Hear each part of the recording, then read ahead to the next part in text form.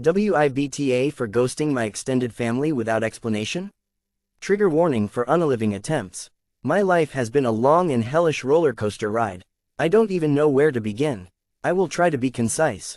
Forgive me if this is all over the place or if there are grammatical errors, typos. I am typing all this on my phone.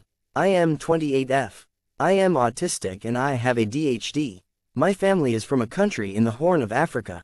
I am the first to have been born in the United States on both sides of the family. As an infant and toddler, I was doted on and loved by my parents. My grandmother and great-grandmother lived with us and helped raise me. My younger sister was born 2 years after me. She's my only sibling. Life was good with my parents, sister, and grandmothers.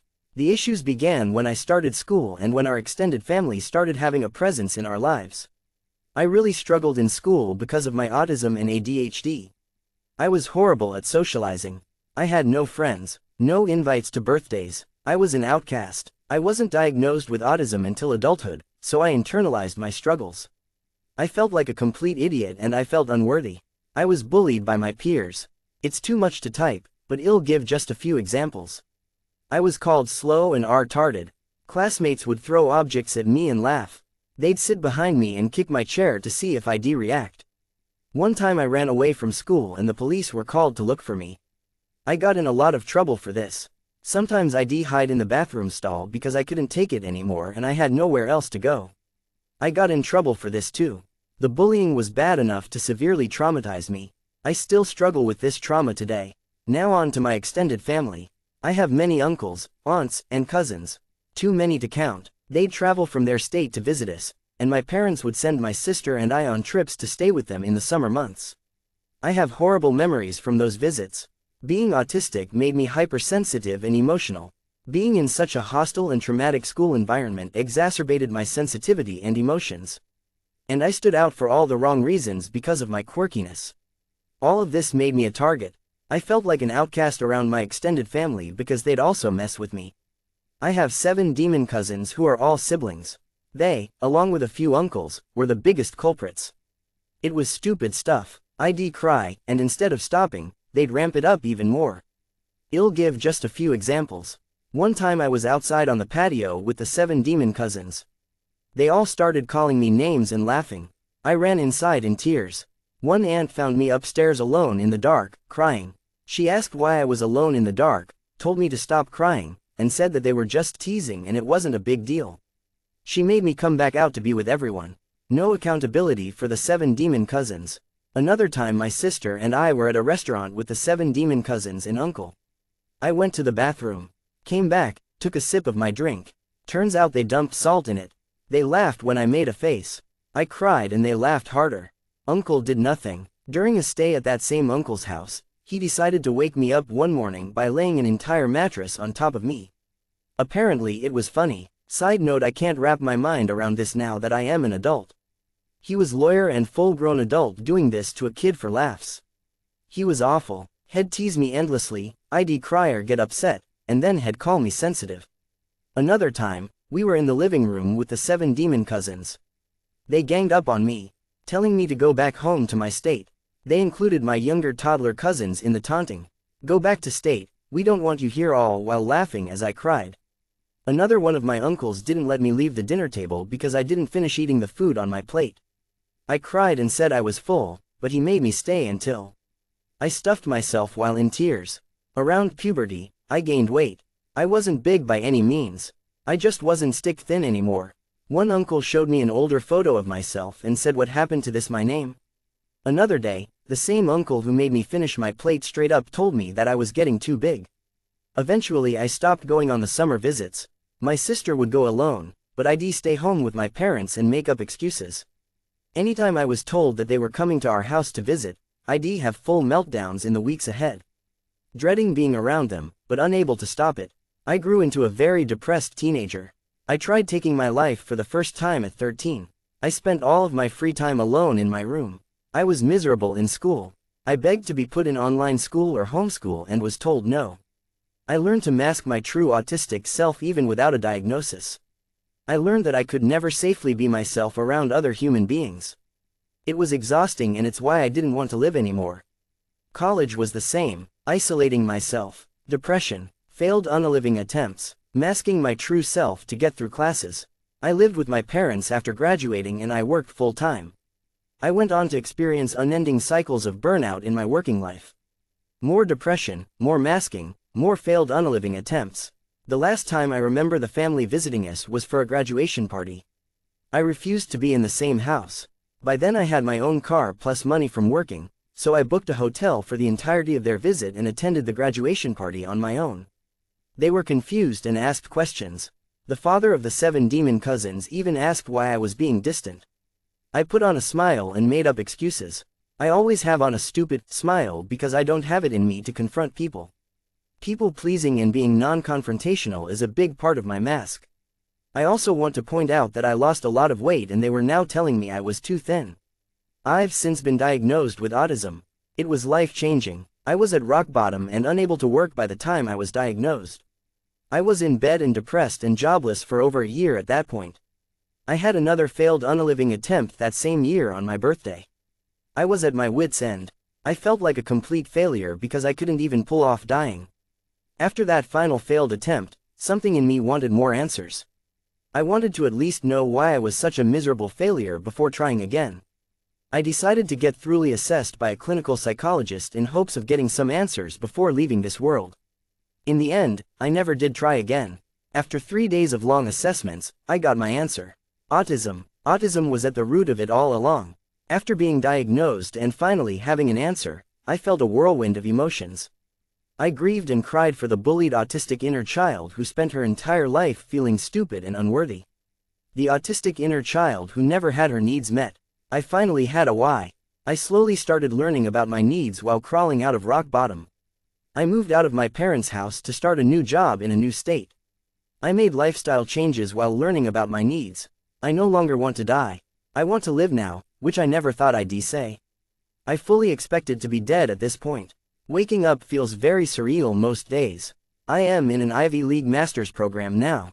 I am a homeowner. I am on track to having full autonomy in my career after I graduate. I work in person full-time, which is hell because again, I have to constantly mask around everyone. But my current job is supporting my master's degree internship, and I am making good money. I will be transitioning to fully remote work after I graduate, and by then I'll be making enough money to work less hours per week. I started seeing a therapist this year. I still feel burned out from always masking my true self around others. I still spend all of my free time alone unless I am in therapy, at work, or at school events. I haven't been my true self around anyone at all. I've never been in a relationship. Never had any friend groups or best friends. I am always the quiet one. At work, I do my job and go home. I don't let people in. My insecurities run so deep. No one knows me. Some days I feel like I don't even know myself. It's so hard for me to be around others because of how draining it is to mask. But I am working on this with my therapist.